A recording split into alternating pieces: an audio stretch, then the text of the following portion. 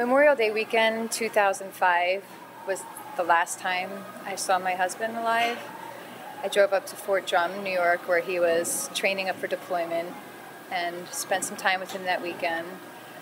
The Sunday of that weekend, I kissed him goodbye and drove away.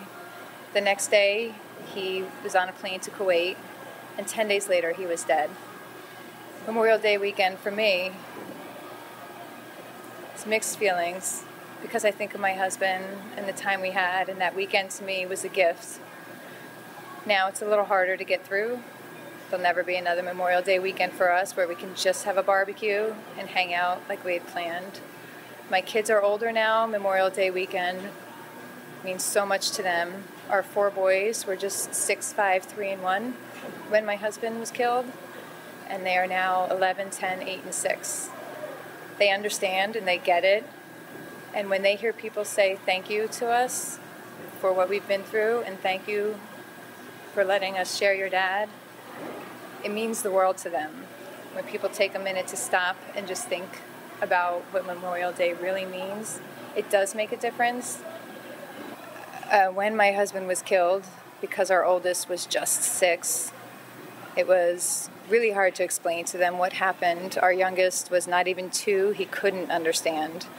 So over the years, I've been explaining it to them in stages, and my youngest is now 6, so he is asking the questions that I was answering 5 years ago to my oldest, and my oldest are asking deeper and harder questions.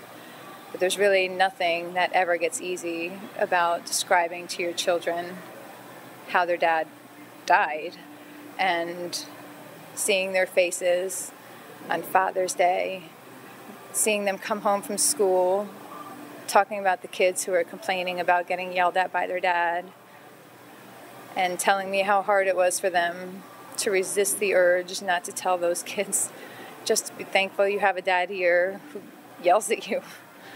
It doesn't get any easier in that aspect.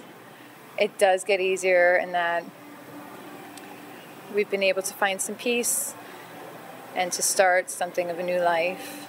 But without people like my husband, people like those who are serving now, even soldiers who get to come home to their families, they're all important.